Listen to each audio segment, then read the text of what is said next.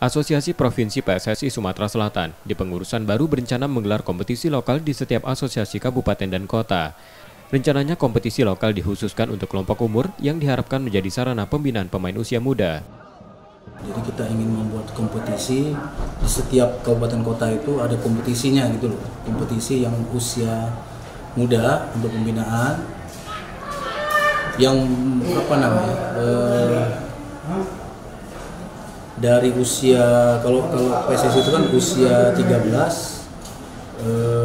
15 sampai dengan 17 ya. Tapi kita dari usia 12, 14, 16 sama 18. Harapan kayak gitu sih. Asprof PSSI Sumsel menilai, kemajuan sepak bola di Sumatera Selatan harus diimbangi dengan penyelenggaraan kompetisi berkesinambungan. Nur Muhammad, Kompas TV, Palembang, Sumatera Selatan.